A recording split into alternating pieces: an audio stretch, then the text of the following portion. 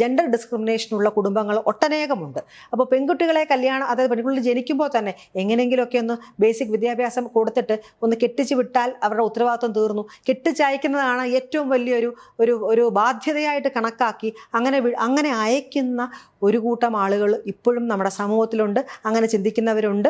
അപ്പോൾ തീർച്ചയായിട്ടും അങ്ങനെയുള്ളവരും ഈ തിരിച്ചു വരുന്നത് അവരെ സംബന്ധിച്ച് നാണക്കേടാണ്, അഭിമാനകരമല്ല, സമൂഹത്തിന് മുമ്പിൽ ലജ്ജാകരമാണ്. തൻ്റെ കുട്ടി ഡിവോഴ്സായി വന്നു, സമൂഹവും മോശമല്ല, എപ്പോഴും ചോദിച്ചുകൊണ്ടിരിക്കും കുട്ടി ഡിവോഴ്സായോ, ഭർത്താവ് എന്തിയെ, അല്ലെങ്കിൽ ഒരു പക്ഷേ സെപ്പറേറ്റ് ആയിട്ട് വന്ന് നിന്നാൽ ഉടനെ അങ്ങ് പറഞ്ഞു വരുത്തിക്കളയും അവർ ഡിവോഴ്സായി, എന്തോ കേസ് നടക്കുന്നുണ്ട്, അതിനാണ് സ്വന്തം വീട്ടിൽ വന്ന് നിൽക്കുന്നത്. സമൂഹവും ഒട്ടും മോശമല്ല. അപ്പോൾ ഇത് ഭയന്ന് പെൺകുട്ടികൾ വീട്ടിൽ വരാനായിട്ട് നീ എങ്ങനെയെങ്കിലും അഡ്ജസ്റ്റ് ചെയ്ത് നിൽക്കുക, നീ എങ്ങനെയെങ്കിലും കടിച്ചു പിടിച്ച് നിൽക്ക് എന്നുള്ള ഉപദേശം ഇവിടുന്ന് അങ്ങോട്ട് കൊടുക്കും. പെൺകുട്ടികളാകുമ്പോൾ ഇച്ചിരി താന്നു കൊടുക്കണം. ആ തരത്തിൽ നമ്മൾ ശരിയാണ്, താഴണം, വിട്ടുവീഴ്ച വേണം. അത് രണ്ട് സൈഡിൽ നിന്നും വേണം, ഒരു വശമല്ല.